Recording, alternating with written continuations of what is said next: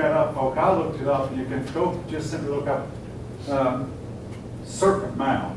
Or look up Great Serpent Mound or Serpent Mound on the web, and it'll take you to any place you want to go. Okay, anyway, I told her I'd look it up, well I did, and did some research on it.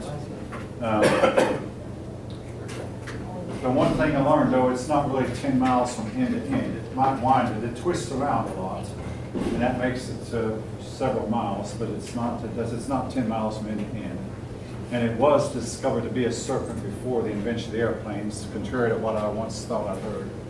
But other than that, it's still a fantastic. Oh, it looks like the Serpent Mound was built and then repaired again. So it shows that the American Indians would keep up the stuff that they built, not just build it.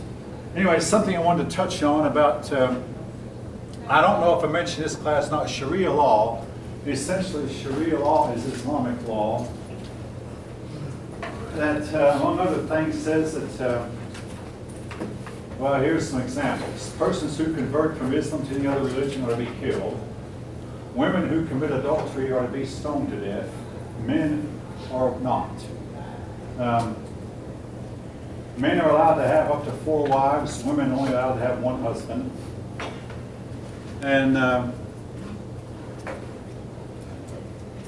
persons who steal are to have their hand cut off. In other words, this is Sharia law, basically. Homosexuals are to be killed.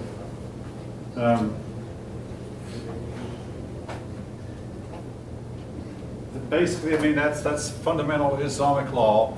And a lot of Islamic people, when Egypt took a vote a year or 2 ago, it turned out that more than 70% of the Egyptians who voted favored Egypt going back to Sharia law. That's something that, if you don't get that question on a test, the other class will.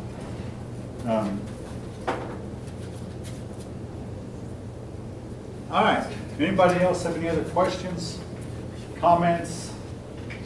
Okay, for those of you who are struggling in this class, you know who you are, I have decided that it looks like the multiple choice test is much more difficult than the other format. But, folks, for my own benefit, the final exam is going to have to be multiple choice. Now, the next test will not be, test Monday will not be. I want to say this much about it. Be sure you can name 4 or 5 types of farm animals that the American Indians do not have. And be sure you know where the Bering Strait is. A way of review, I mean, know what the Bering Strait is.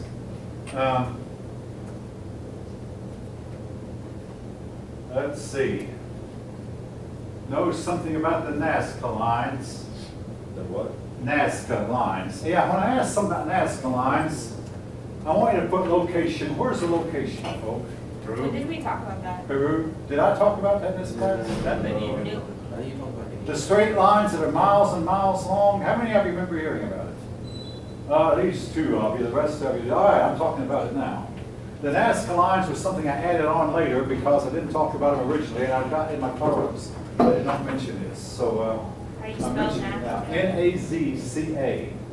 Somebody over here had your hand up a minute ago, but whatever. The Nazca lines, you really cannot tell, and this time I know that I'm right, you really cannot tell they're anything until you see them from an airplane, really high up. And even your authors will say that some people believe that aliens had to have built them, that the American Indians could not have done so. I doubt that. I mean, I believe the American Indians could have and did. But as to whether they used a space vantage point with radio communication down to the builders on the ground, I can believe that, yes. Did they say they just kept walking in the same spot? Now, what I said about them was human beings cannot walk a straight line. You have to have some kind of reference. If you're walking, sooner or later you're going to wind up back where you started from, because we walk with one leg bigger than another. But now that's why they teach you army. Look at some object, some distant tree, and line yourself up, because otherwise you're going to walk in a circle. Yes? I thought you were saying that about the whatever snake in Ohio. Well, the snake is very much called, I mean, winding around and winding around. Winding, I know, These, but that's some of what these keeps them in Nazca lines in South America do resemble animals. And your book shows a picture of some of them. In fact, weirdly enough, if you're down on the ground, you can hardly tell that they're there. I mean, you might notice a slight discoloration of rock, but then you get higher up, and they have a sharp contrast that you just don't see on the ground. And that may sound kind of weird, but from on the ground, you can only see a small part of them. You have to get high up, like really high, to be able to appreciate it. These are works of art that are super humongous. All right. If I have time to, I'll have more to say about the test. There'll be about 6 questions on Africa, so I really want to start there. And start there about now. Okay. A lot of us think of Africa as just a jungle, but the fact is only a small part of Africa is jungle. Mostly the jungles are right here south of the hump. The rest of Africa is mostly desert. It contains the world's largest desert, the big Sahara Desert. Then there are several deserts down in here in the southern part of Africa. This part of Africa here, East Africa, is the grassland, the region around Kenya. Now, your book says, and I'll say it myself, not that I agree with it, but that mankind began right here in the Kenya region of Africa, in East Africa, and then spread out all over the globe. I mean, this is the standard view, that mankind started in Africa and spread far over the globe. This eastern region also is often called safari country. A lot of game here, a lot of hunting animals, elk, deer, wild beasts, and whatever else people hunt. Elephant hunting is illegal, but it's sometimes done. The region is filled with mountains that have snow on the top year-round because they're so high in elevation. The higher you get in elevation, the colder it gets.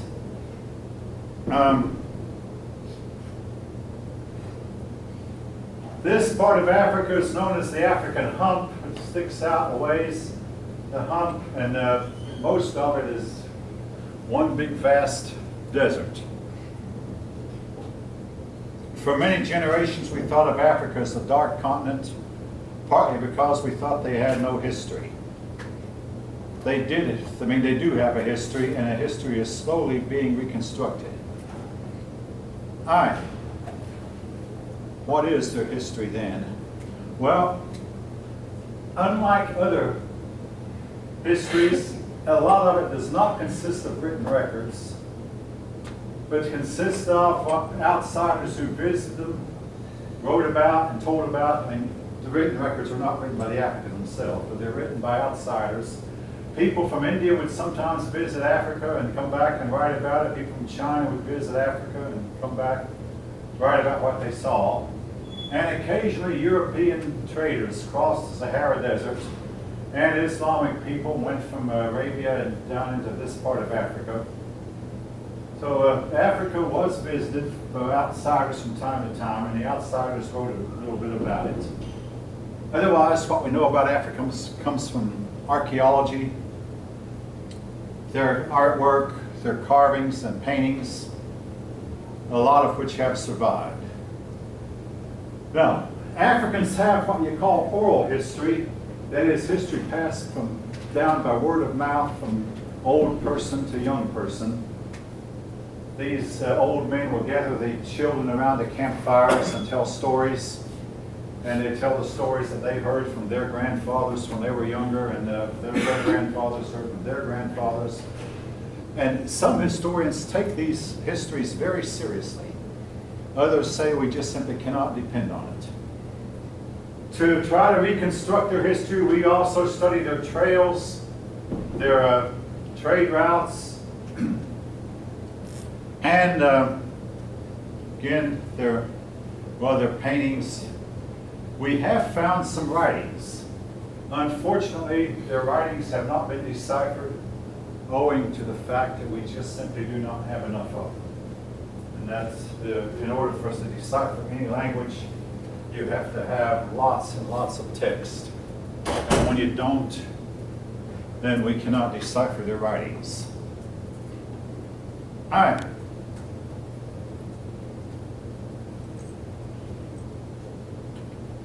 One of the earliest kingdoms in Africa is the kingdom of Cush,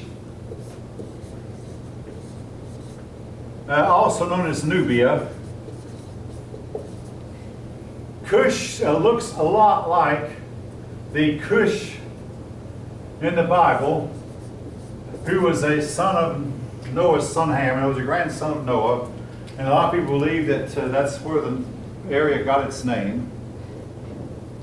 With the Cushites, we know that they learned how to farm very early, and some people believe that it was the Cushites who taught the rest of mankind how to farm.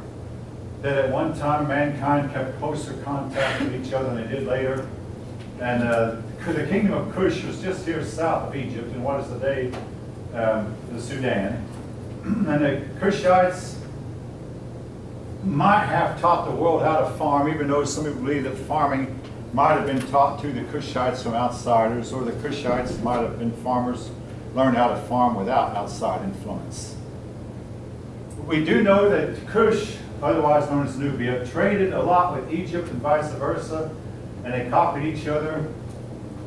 The Cushite people developed a type of writing that looks like Egyptian hieroglyphics.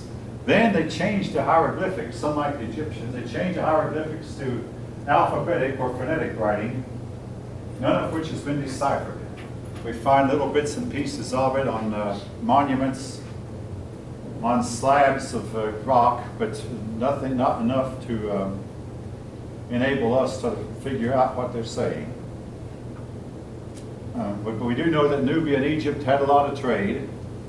Eventually, Egypt conquered Nubia, held on to it for a while. Nubia broke away and became its own kingdom. Then, Nubia, otherwise still known as Cush, moved in and conquered Egypt. And Egypt had a black Cushite dynasty for a while, one of the dynasties. The Assyrians somehow maybe didn't like this, so Assyria moved in. They fought a war with the Cushites and defeated them and drove the Cushites out of Egypt. Cush then went on to become a trading center. All right, now about the trade of Africa.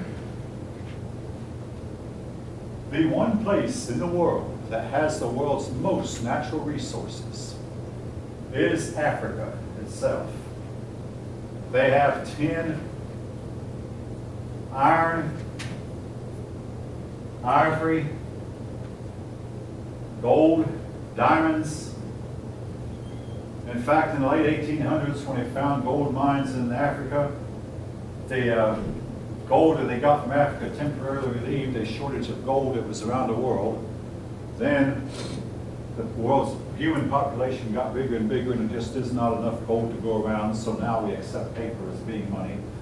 Except more recently, we've started accepting electronic media as being money, but for a while, only silver and gold coins were accepted as money. Then we started using paper because there just simply was not enough gold to go around. But in the late 1800s, the gold that was found in Africa temporarily relieved the world's gold shortage. But now, Sir Lancelot, if you ever heard of him, he's one of King Arthur's best knights.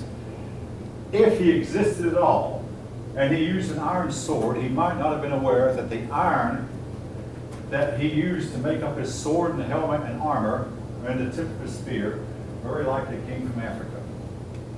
Europeans would use this iron and without realizing where it came from. Africans early on learned how to mine for iron. They also learned how to mine for gold and diamonds. And then they learned how to smelt iron. Now, to melt iron takes an extremely high temperature. You may or may not realize that when you're burning wood, you're releasing energy that this tree stored up while it was alive. Now, granted, in Africa, there's a whole lot of sunshine, so the trees in Africa can store up a whole lot of heat. Nevertheless, to get a fire hot enough to melt to melt steel, or to melt iron, not steel, to melt iron, you have to pump oxygen under the flame.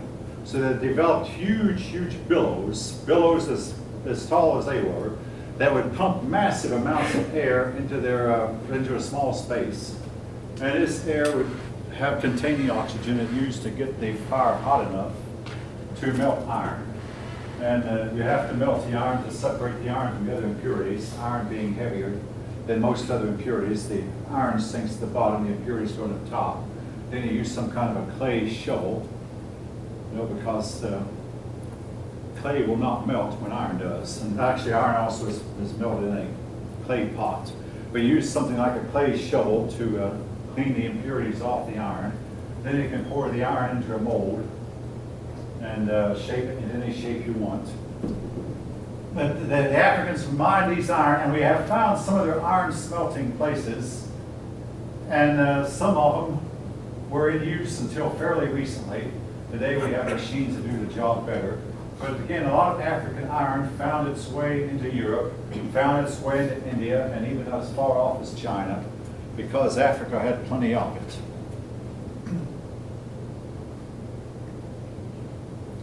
Now, one of their kingdoms is the kingdom of Axum.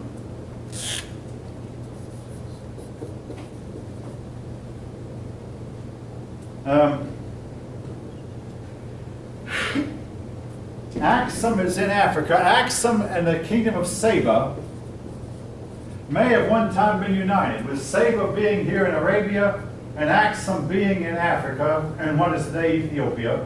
In the southern part of Arabia, right here, these two kingdoms once were united, even though they were on opposite sides of the Red Sea. They eventually became independent.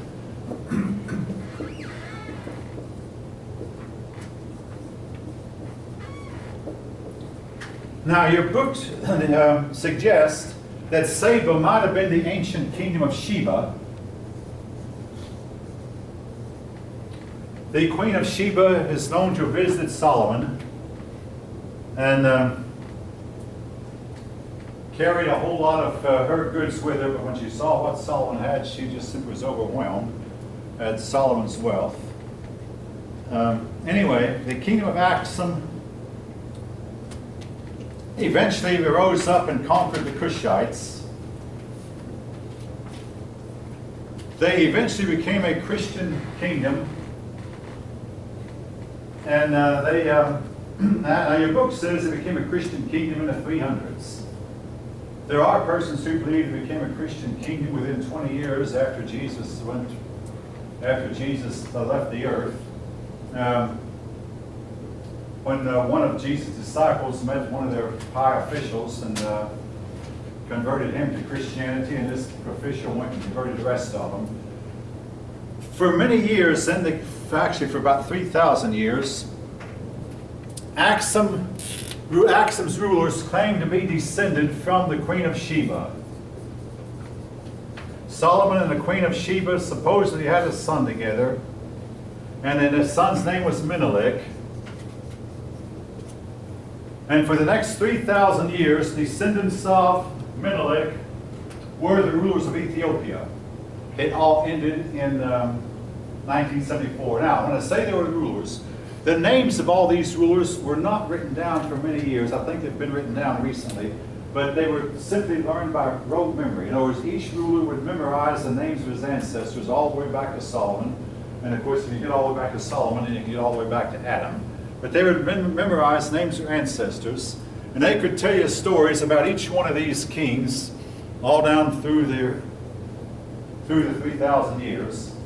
In the year 1974, the last Ethiopian king, he was called emperor, the last Ethiopian emperor named Haile Selassie was overthrown. Now, most of you younger folk have probably never heard of Haile Selassie, unless you're from Jamaica or someplace like that. But Haile Selassie was a ruler for many years. When he was deposed, a communistic government took over Ethiopia, and Ethiopia has not done very well since. The Ethiopians were guilty of over-farming their land, and there was farming land year in and year out, the same crop on the same land year in and year out. And this eventually turns the land into a desert. And the land becomes very unproductive. And outsiders are going to try to tell, hey, try to grow something different. I used to think that, hey, it would be great to live in a tropical climate where you could grow your crops anytime you want to and grow year round. But the fact is, it's very difficult to grow crops in a tropical climate, owing to all the parasites and all the bugs and all the locusts and whatever else will eat them. And this makes crop growing in the tropical climate very, very difficult at best. You never know when some parasite is going to attack your roots and have your crop killed before you're even aware that it was killed.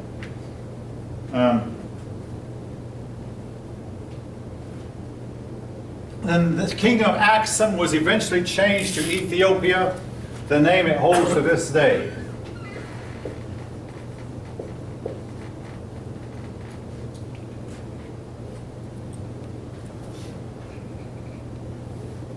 Ethiopia resisted Islam for about 1,200, 1,300 years. If Islam would try to get enough. Here's the problem: if any outside army has trying to conquer Ethiopia, Ethiopia has lots of mountains. In addition to the mountains, they have lots and lots of poisonous snakes, very deadly poisonous, and lots of mosquitoes and very poisonous insects. The Ethiopians themselves are somewhat immune to, they're not immune to the snakes, but they know pretty well how to avoid them. And outside armies have simply melted trying to go into Ethiopia.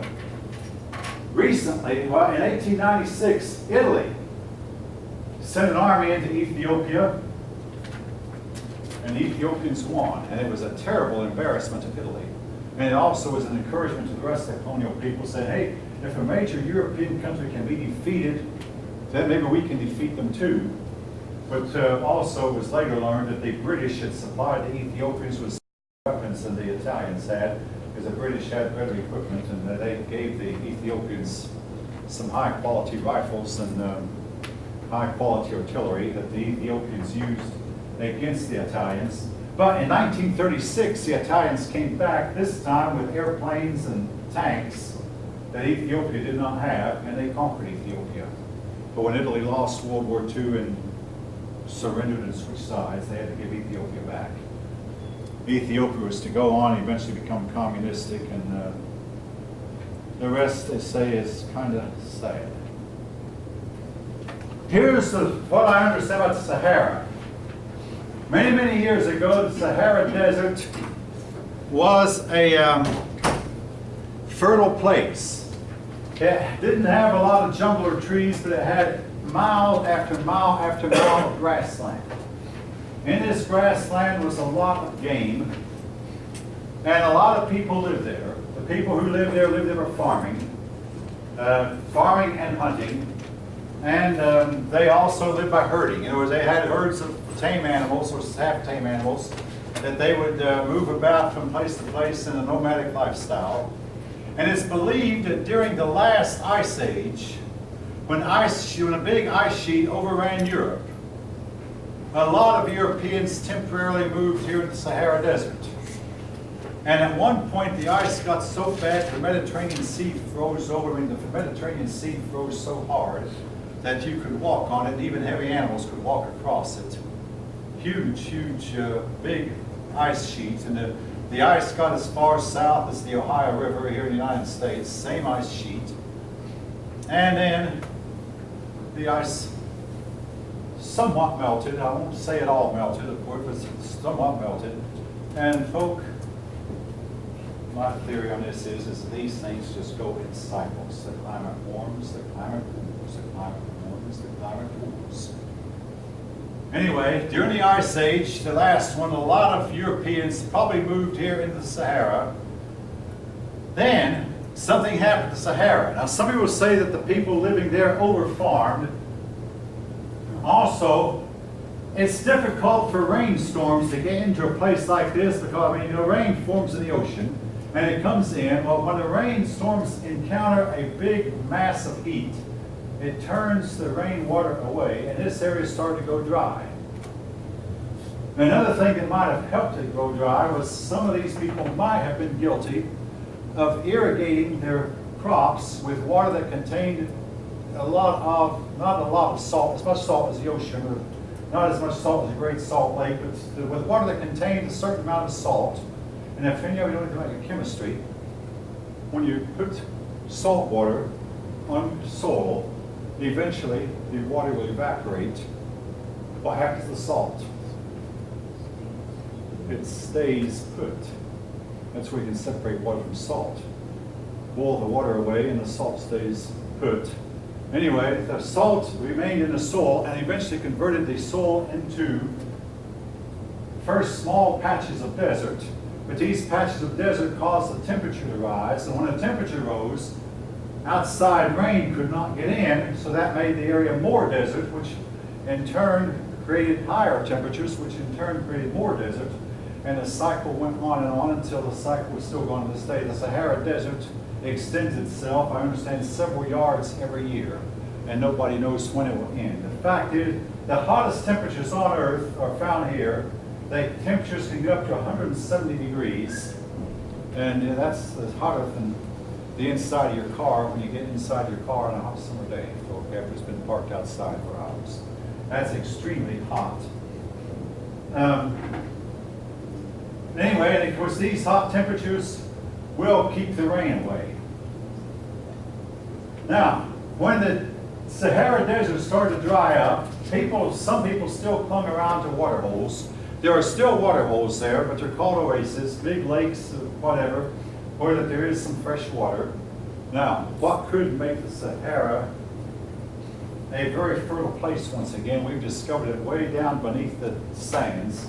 There's a whole lot of fresh water that if it were pumped to the top, it might could wet the desert down again and create a very fertile place. But that's what if, or maybe, possibly, who knows.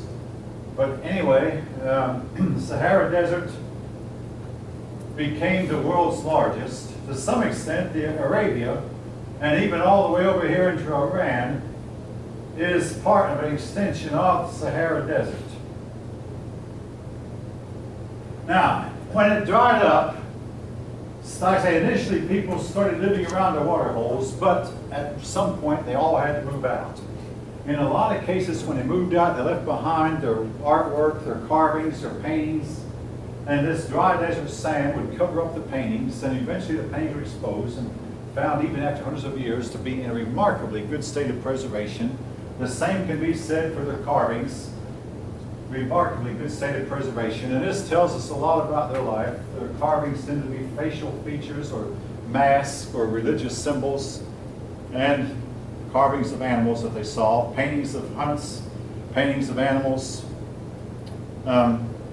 Humans, though, for the most part, had to leave, and the Sahara Desert got bigger and bigger and bigger, and it did a lot to separate Africa from the rest of humanity. But it's more difficult to cross this desert than it is to cross the Atlantic Ocean, and even more difficult to cross this desert than it is to cross the vast, very huge Pacific Ocean. Owing to the fact that the desert has a lot of sandstorms, the desert, I mean, on a boat you can at least carry your water with you. It's more difficult to carry water on a pack animal, even though it can be done. You just simply have to hope that you have enough water to reach the next oasis. Yes? I've actually been stuck in a sandstorm in the Sahara. Who did? Me. You did? And Oh my. it was really bad. Like, we were stuck there for 2 hours, and then when it was over, we couldn't find a road again. I can believe it. Like navigating the ocean, the people who crossed the desert had to navigate by sun or by stars. And unlike the ocean, though, the desert hardly ever had a cloudy day, so the sun was always visible when it was daytime. And at night, the stars are always visible, so that there was practically no obstacles in the clouds, but they would navigate by sun and stars. Of course, this was before the invention of the global positioning systems. But anyway, now, your book shows a map that has some of the trails they crossed. I had a few people ask me years ago, why didn't they use a straight line? I said it's because they had to go where the water hole, where they knew the water holes were, and they had to go from one water hole to another to get across. So that's why they often did not use straight lines.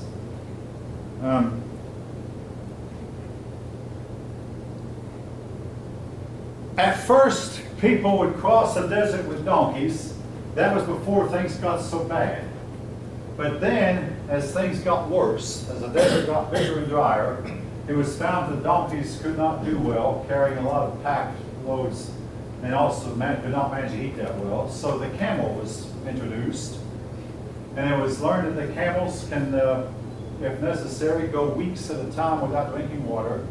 Camels not only store a lot of water in their big back, in their big humps on their back, but in addition, they can recycle a lot of their water and use it over and over again, much more so than other types of animals.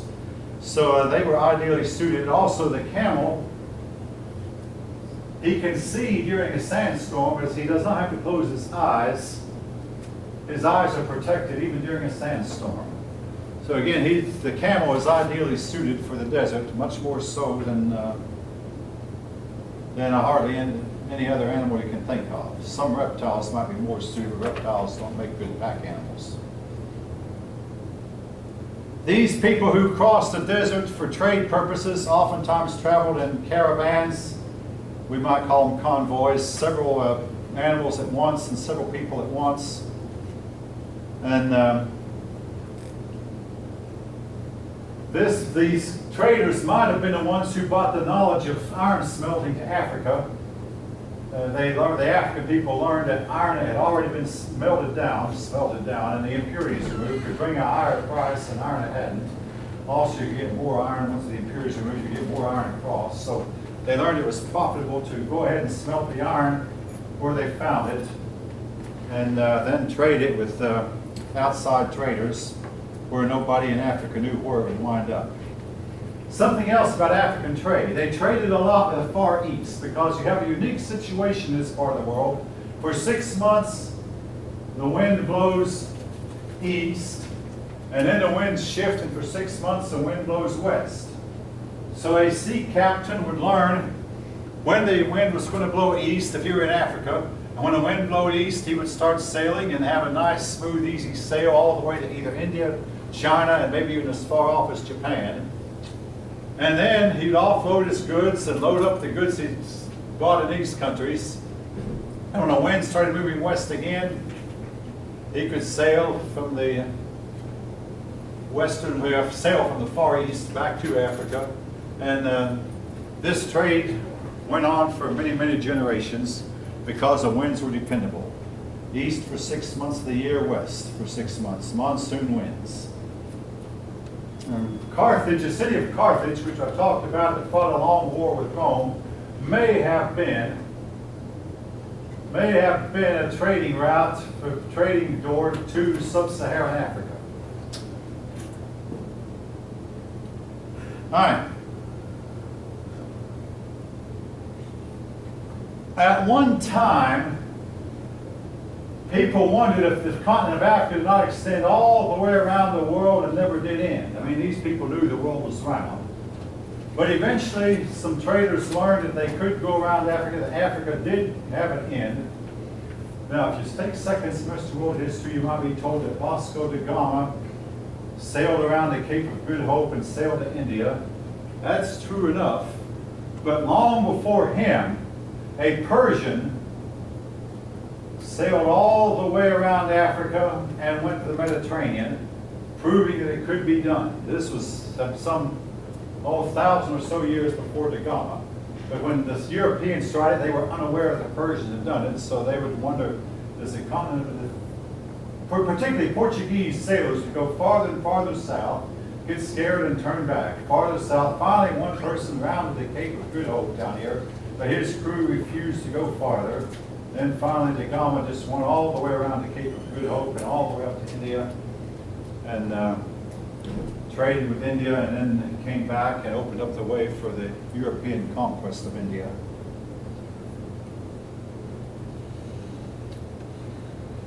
A certain type of people in Africa took over, the Bantu, and they are still the dominant people in particularly the southern part of Africa, or sometimes called sub-Saharan Africa. The Bantu tended to be tribal people.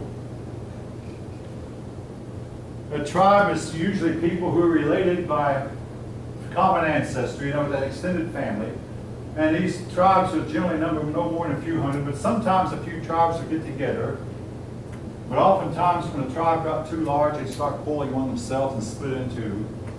In wartime, sometimes they'd take captives from other tribes, so some people who were involved in with a tribe might not have been related by family ties to the tribe that they were living in. But the Bantu culture became the dominant culture in Africa.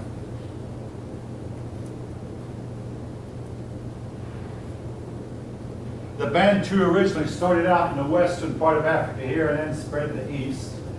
And they tended to multiply faster than other types of African people. I must say too, the African people are the most diversified people on the face of the earth as far as being different, more different than other groups of peoples.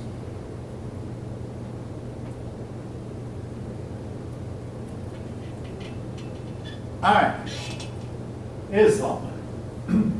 Islam started in Arabia. When the Islamic people conquered Egypt, they began to spread into Africa. Islam, of course, took over the northern part of Africa.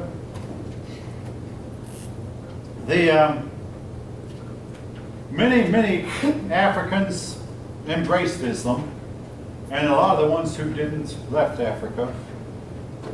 A lot of Egyptians converted to Islam, and they remain converted to this day. Living in this region here were the Berbers.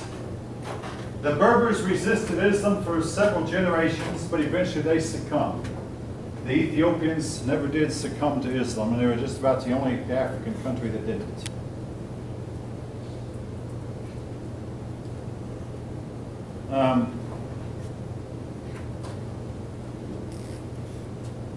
A big part of African history concerns slavery and the slave trade. All these nations I've named, Kush, Axum, are known to have been slave societies. In some cases, slaves numbered as high as 75% of the population. Again, that's according to the author of the book. In some cases, as small as 10%.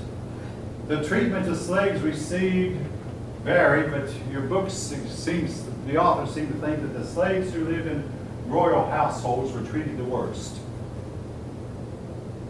Slavery seems to have been a part of African history throughout all of its history, even in the year 2015. Now, it's only been a few years ago, folk, that the United Nations was debating slave trade that went on here in the Sudan. Slavery was rumored to exist here in the Congo, but it was proven to exist in the Sudan. The United States Senate even got together and debated the slave trade in Sudan. Some concerned Americans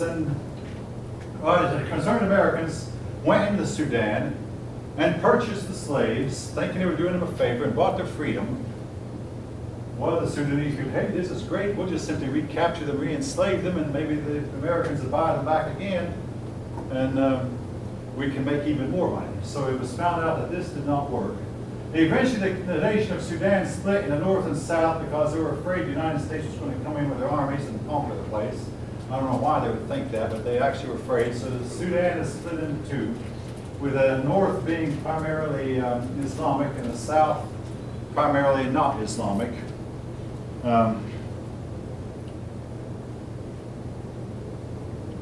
But the slave trade, as far as I know, the last account I had, it still goes on. It's just been a problem that Africans have had all the way down through. And it is true that Europeans came in the 14 and 1500s, 16 and 1700s, and carried away a lot of African slaves, particularly to the New World. This practice was eventually stopped. Slavery became a big issue in the American continent. In both American continents. One after another, the American nations freed all their slaves. The last nation to do so, believe it or not, was not the United States, it was Brazil. Brazil finally freed their slaves when they were shamed out of it. It became an embarrassment for them to feel like we're the only country left, the only big country left in the world that still practices slavery. And they were, number one, they were ridiculed, made fun of, and criticized severely. And by this time, the United States had had its slavery outlawed for 15 years. So in 1880, Brazil became the last major country to outlaw slavery. Slavery more or less went out of fashion, except it still remained in fashion in Africa itself. All right.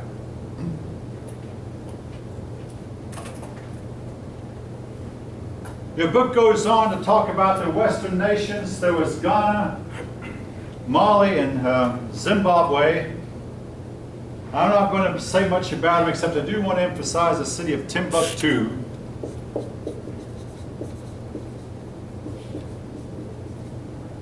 Let's see, how is that spelled? Timbuktu. Timbuktu is the capital of Mali. Timbuktu is right over here, and there used to be an old saying, I heard my dad say, that's far away as Timbuktu. The reason for that saying is Timbuktu is located with desert on all sides of it, which made it very difficult to get to.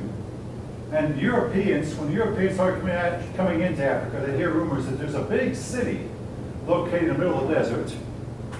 But every time a European went to try to find it, he never came back. The people of Timbuktu, yes? You said Timbuktu was the capital Of Mali. Mali. Yeah, one of the countries, Ghana, Mali, and Zimbabwe were three of these nations. Don't worry about the names though, but yeah, Timbuktu and Usad.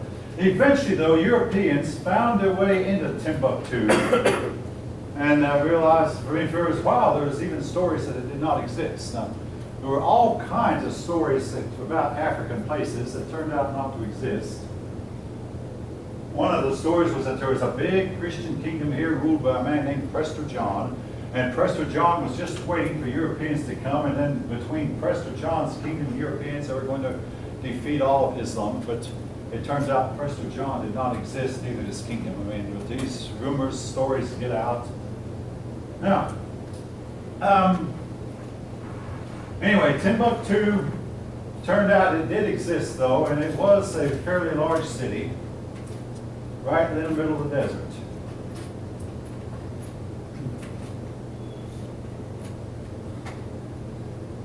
A lot of what I read about Africa reminds me a lot of the Indian tribes in the United States. When the Europeans found them, they were tribal, and both like the United States, the Africans that the Europeans found were descended from more advanced. Somehow or another, over the course of time, both the American Indians and Africans declined and went into a period of dark age. We don't know why, even though I will say Europe almost did. Europe declined pretty greatly and almost went to a dark age, but somehow or other these people here and these people here experienced a decline. They abandoned their cities, and their cities became overgrown, overgrown with jungle. And the people abandoned civilization for a life of uncivilized, stateless, tribal peoples who were just ripe to be taken over by a more advanced civilization that would come in and take them. Not that it was right, but it's just simply what people do. Among the African tribes, there's a people called the Bushmen. They tend to live in the deserts. There are Watusi. They're 7 feet tall. They're not necessarily the healthiest people, but they're very tall people. Again, African people are diverse, highly diversified. Pygmies, they tend to be very short. And I guess one of the reasons for diversification, I mean, I've heard of the Pygmies and the Watusi both were initially started out as parts of African tribes, but they were kicked out of the tribe, and they joined together. The Watusi were kicked out probably because they were too tall and not liked their height, so they joined with other tall people and created they created an ethnic group of tall folk. The Pygmies, they were not liked because they were too short, so they were kicked out, and they got together and they formed a group of people who were as short as they are. High amount of diversity. All right. African religion. It's hard to sum up the religious practices of different tribes, but in general, most of them believe that there was a creator God who had long ago created the universe. But actually, before he created the universe, he created a pantheon of lesser gods. But the creator God, was just too busy with affairs to notice what was going on with mankind. So most of man's dealings in with the spiritual world was dealing with these lesser gods who had been created by the creator God. Yes? I like deism. Like, what is it? Deism? Deism is different. Deism is Deism, where God created a the pantheon man of spirits. and then was not involved. Oh, okay, you're thinking of deism that the Enlightenment people follow, that God had created the universe and then left it alone. That was similar, except for one thing. Deists did not claim that there was a whole pantheon of lesser gods.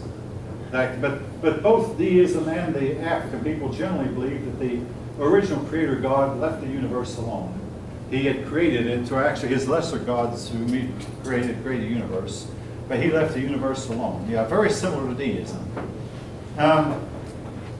Now, here is how they communicated with these gods through ritual. And they believed that if they got the right drum beat and they had the right xylophone, I mean, Africans did have the xylophone. If they used the right instruments with the right beat, they could conjure up a spirit entity and communicate with this spirit entity through these rituals. They also practiced shamanism. Now, shamanism is usually associated with primitive peoples. The one exception was the Chinese had shamans in the emperor's court for a while, but eventually the emperors kicked them out. So, anyway, the shaman would use drugs, usually. There's another name for shaman is witch man or witch doctors. They would use drugs to go into a trance-like state. And in this trance-like state, they believed that they came into contact with spirit beings, spirit entities. And when they came out of the trance-like state, they tried to remember what the spirit entity had said to them. And oftentimes, I mean, most shamans were married, but oftentimes the shaman himself could not remember, so it was up to his wife to try to tell him, hey, while you were in this trance-like state, you did this, and you said that, or you met this entity, or you met that entity. Oftentimes, the shaman's wife would accompany him, even though a lot of times the wife did not seem to need drugs to make the trip into the spirit world. I mean, if you think this is fetched, I mean, hey, this is what they believe. Yes. Is this considered the same as the epiphany? Is yeah, somewhat, a lot the same, similarly, yeah. Now, I want to say this about shamanism. It's, well, of course, it's associated with primitive peoples generally, but some of their herbal cures. I mean, they've spent a lot of time finding cures for diseases, and some of the herbs have genuine, real medicine value. It's not all quackery and all fakery. And you can decide for yourself, how did they come up with some real, genuine cures for their ailments? I'll leave that to you to decide for yourself. But again, and folk, don't try this yourself. I mean, unless you're highly trained and know what you're doing. And most shamans became shaman because their father was a shaman, and it's passed down from father to son and grandson and great-grandson and so on. And the fathers train the sons, and if you try to take the same drug and go into a trance-like state, there's a good chance you'll never come out. Unless you're trained. Supposed shamans, all right. Again, have you heard any of this stuff I'm talking about? All right, what's that? Yeah, you have, okay. Again, you can decide for yourself what you think about it. I'm not going to say it's all quackery and fakery, even though in no way do I advocate it. Another thing they did, they worshiped their ancestors. Ancestor worship, well, the Greeks probably did too, and if you look on a genealogy of the Norsemen, the Scandinavians, you'll find the name Odin. And I'm wondering, they can't find the name Thor on this, but they do have Odin. And it's believed that the Norsemen were in fact worshiping their ancestors, and some of their mythologies they made up with scratched the part made up. Some of the stories they told might have been stories that were handed down by word of mouth for generations, and might have become a little bit stretched over time, but stories of their ancestors, and ancestors' fights and wars and hunting trips and whatever. But the Norsemen, the Chinese also worshiped their ancestors, as possibly did the Greeks and Romans. Again, the big case made from all that. So these Africans are known to have worshipped their ancestors, and they would learn the names of their ancestors again by heart, by rote memory. The father would teach it to the children, and the children in turn would teach it to their children, and they would learn the names of their ancestors and what each ancestor had done. And if we could ever get hold of these African stories and write them down, we might be able to reconstruct an accurate history of the African country, again, depending on how much we choose to believe. A lot of Africans embraced Islam, but Islam was never happy with its conversions of the African people for two big reasons. Number one, Africans believed that you communicated with the spirit world through priests or through mediums, priestly mediums. Islam said, no, there's no necessity for mediums. Everybody is his own priest. But anyway, this created conflict because Africans just never did understand that there was no need for priestly mediators. Mediator would have been a better word than the word medium. But another problem was the practice of polygamy. Now, Islam allowed their men to have up to 4 wives. Their women could only have 1 husband. In African societies, and a lot of them anyway, the women could have an unlimited amount of husbands and the men could have an unlimited amount of wives. So this created a problem because this also Christians have run into the same thing. The most famous Christian missionary, David Livingstone, converted an African chief one time. He had 6 wives, but he could not figure out what to tell the chief to do with these 6 wives. So eventually he just gave up missionary work and devoted himself to exploring and turned over the missionary work to other people. But this is a problem that Christians also had, trying to get the African people to just have 1 spouse, 1 wife, 1 husband, which is something that they generally did not do. In terms of family life, and folk, I don't want to elaborate on this, except to say that African people generally had fewer taboos between the sexes than most other societies. Polygamy was the norm. Almost every man had more than 1 wife, and many a woman had more than 1 husband. Now, here's another practice that had about inheritance. A man could only pass his inheritance to his sister's children. The reason for this was, if you think it through, by the way, when I say sister, it had to be a sister from the same mother. In other words, only the mother, because they always knew who the mother was. They were never sure who the father was. So a man could be sure that, well, me and this woman are sisters because we have the same mother. Therefore, when I die, my inheritance is going to go to my sister's children. They might say, well, didn't he have his own children? He was never sure that the children that his wife had were his own. And again, I don't want to say anything more about that. This is why your book does mention that they passed their inheritance only to their sister's children. And the reason for that was that at least they were making sure that it stayed in the bloodline.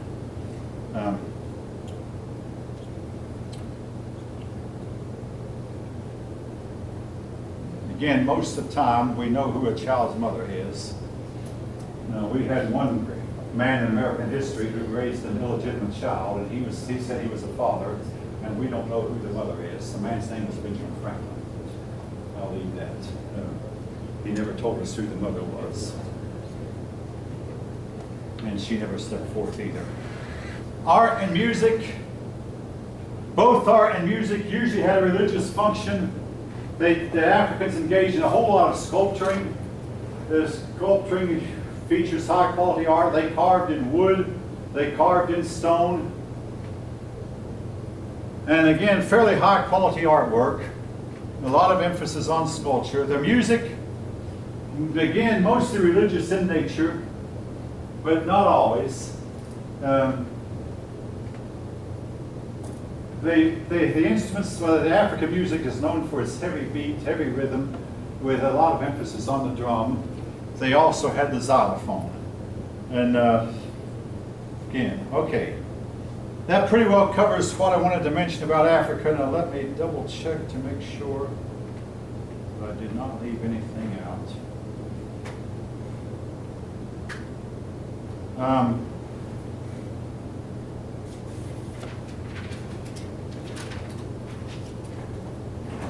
yes, something I did leave out. The word Savannah. We have a city in Georgia named Savannah. Savannah that's another word for grassland, folk. Savannah.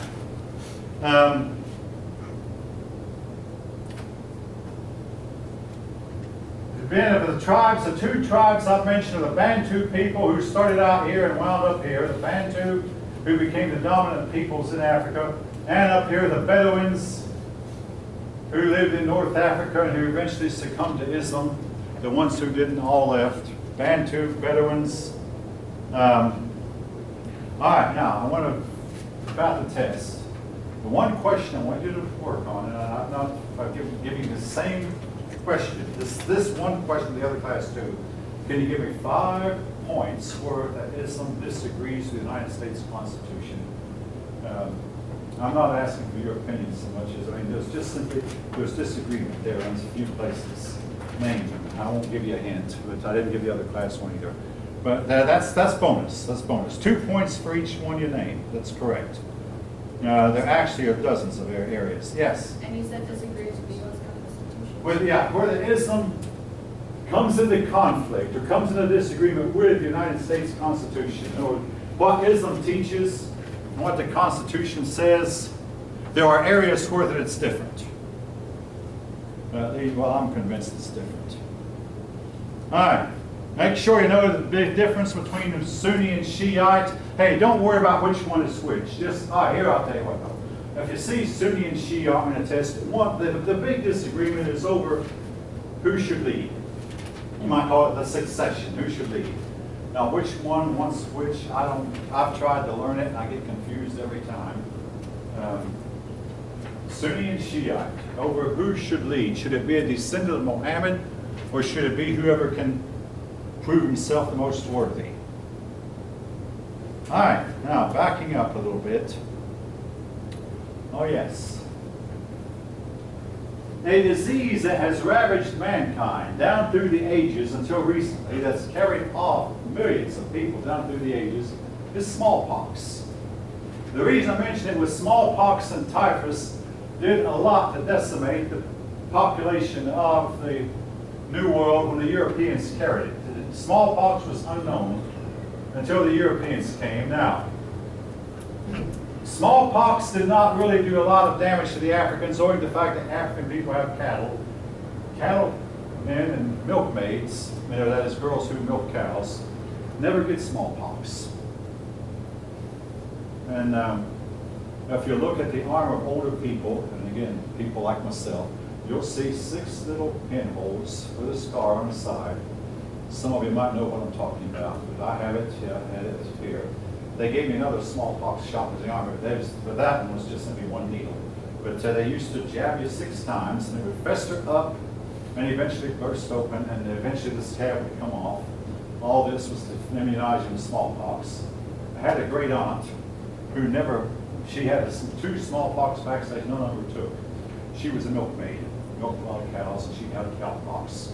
Persons who got cowpox never got smallpox.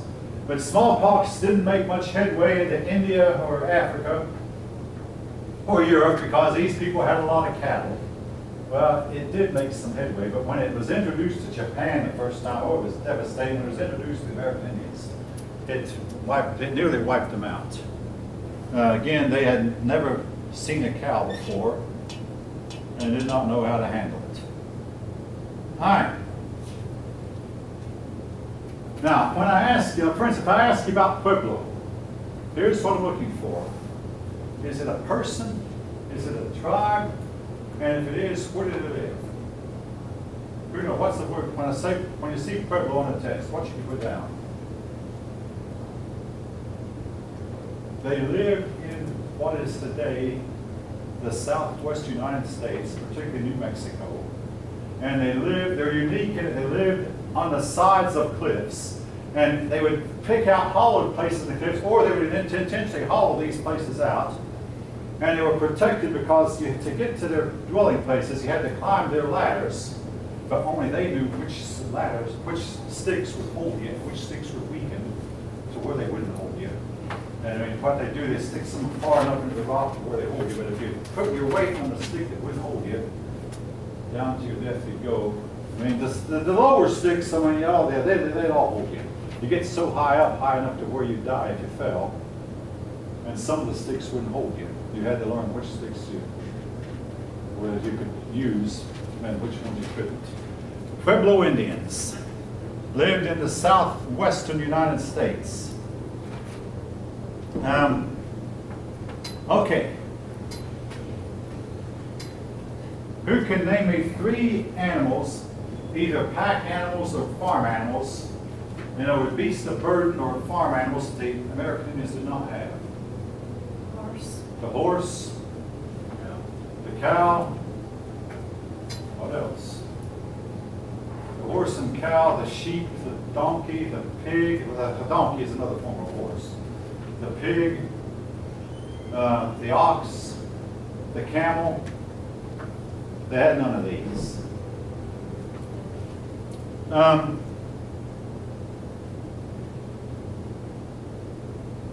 Oh yes, folk, I'll tell you something else that's on the test. You do this and you will see. Name me 5 beliefs that Muslims have. 5 things they believe. Anyone want to name them now? Or name as many as you can. What do Muslims believe? Muslim or Islam? Islam. I don't differentiate, folk. I use the 2 terms interchangeably. I mean, I know you're trying to explain to me that there is a difference, but I don't differentiate. What do Islamic people believe? What do Muslims believe? Anybody know? One God. What's that? One God. One God. Yes, they believe in one God. Muhammad is the Muhammad is the prophet. Excellent. What else? That's 2. One God. And the religion he brought, that's the last religion which ancestors It's the last religion that there'll be. Yes, they believe it. They believe in no alcohol, no games of chance, no rolling of dice, no card playing, No gambling, no alcohol, no gambling, no no gambling. smoking. Yeah. Muhammad did not come into contact with tobacco, but later imams added that as a prohibition. Yeah, no smoking. Women should be very subservient and, extreme modesty for women. Or women should be covered up. Extreme. Yeah, do you have your hand up, Bubs? No. Okay. I didn't know if you had your hand up or not, Mohammed. All right. Okay, anyway, there's several beliefs that they have that, so hopefully you can name all 5 of them. Now, folk, this one is a little bit simple, I hope. Maybe too simple for you, but where did Islam start? Arabia. All right, I heard several, about 2 or 3 persons answer. I hope the rest of you knew. And particularly, what part of Arabia was Muhammad from? Mecca. Mecca. Right.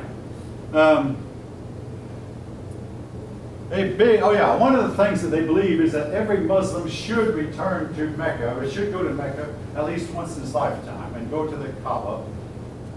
Unfortunately, this has led to big stampedes, including one about 6 weeks ago where more than 1,000 people were killed, trampled to death. But the crowd can get out of hand. But they go to Mecca, if they're able to, at least once in their lifetime. All right, the Arabians, the Islamic world gave us some stories. The most famous part of the literature is some stories called the Arabian Nights. Arabian Nights. Yeah, the Arabian Nights. The most famous perhaps being one about Alibaba and the 40 Thieves, Aladdin and the Magic Lamp. And regrettably, I can't think of any other one, but I have read both of those stories. When I was 10 years old, we had my 5th grade teacher read us the story of Alibaba and the 40 Thieves. Let's see. All right. Oh yes, folk. Here's the one. This is subjective, but why was Islam not able to conquer the world? Because they kept fighting. They started fighting among themselves, and deep down they all know this to be true. Another thing is the way they fought was great for the open desert, but they just don't fight well I mean, I can't imagine an Islamic army fighting in the jungles of Vietnam. Unfortunately, our own army did not do very well there either, but that's something else. But I mean, you know, the way they fought on horseback with their swords drawn and swooping down, hey, wouldn't work in Vietnam. They get all tangled up in the undergrowth and underbrush. They simply have not fought very well in areas where there have been a lot of trees, a lot of bushes, a lot of undergrowth, a lot of grassland. Yes? I know they have a lot of Islamic people in Indonesia. They do have, yeah, and Indonesia is a land of a lot of grass. Yeah, in fact, they've taken over Indonesia. Speaking of Indonesia, I had a young man ask me about that country this morning. They have, true. Indonesia is unique in it consists of several islands. The East Indies islands right here, one after another. Fairly large country. Hi. Oh yes. Way back yonder, 1,000 years ago or so, the Muslims gave, I mentioned 3 inventions they gave the world. They were very, very significant, very important. Can anybody name 2 of them? Roman numerals, Arabic numerals, and algebra. And anybody name another one? Big important. The number 0. And again, that number 0 is the most important number of all numbers. I mean, these inventions should have propelled them to the top of the world. I mean, they were on their way, folk. They were on their way. But they stopped. But they were pretty advanced. They also made advances in medicine. Now, all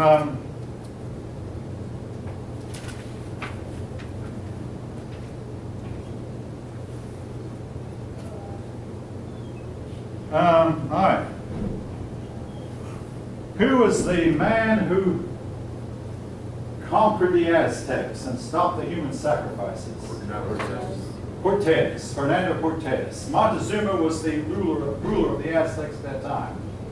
Now again, when you study African history, like when you study the history of the American Indians, you generally don't run into names of people because they did not emphasize the importance of the individual. The tribe, yes. The individual, they seem to have just not remembered. Well, I'll take that back. With the Indians, that's true. With the Africans, they did memorize the names of their ancestors for many, many generations back. So somehow, though, that doesn't come across when we read about it in our history books. But they did memorize the names of their ancestors for maybe up to 50 generations back. And they would tell the deeds of each one of them. They also tended to worship their ancestors. All right.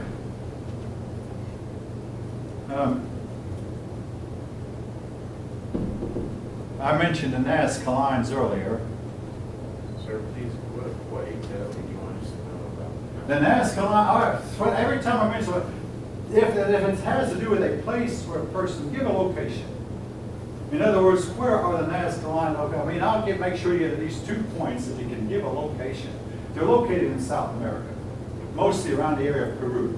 If you say Peru, I'd give you as many points, but they're located in South America, and they are lines that either they're very, very, very, very straight, long, straight lines, which is impossible for persons to make from the ground, or they're lines in the shape of animals, but they're so large that a person on the ground could not make them without either laser machinery or a global positioning system or somebody directing, you might say directing traffic from the vantage point of space, the vantage point of Earth orbit.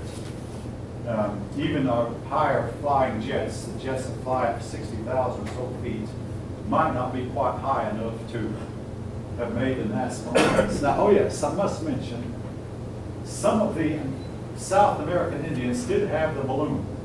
I'm talking balloons that were big enough to carry a man. And you might say, well, didn't this lead to them flying? No.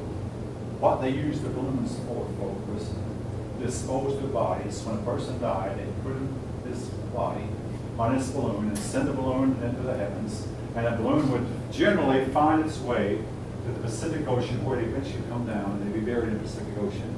This was a practice among a lot of the peoples, even the civilized people living here in the western part of South America. the balloons would not go eastward the way normally because the high Andes Mountains would prevent them from going eastward. So they would wind up going to the west and falling down, nobody knew where, over the ocean. But they had the balloon, and you have to wonder, well, why didn't they use these balloons to do their own flying? I mean, maybe they were afraid of heights, or maybe they knew they had no way to control them once they got in the air, and they didn't. Excuse me. All right. Anybody else have any final parting thoughts, any questions? In chapter 6, 7, and 8, and if you haven't guessed, I spent far more time talking about this in chapters 6 and 8, far more. So that will be how the test is run also, with more questions on this than on the other two chapters. Then we go through chapters 9, 10, 11 pretty fast, take a test on those, and then from there we get back to European history. All right.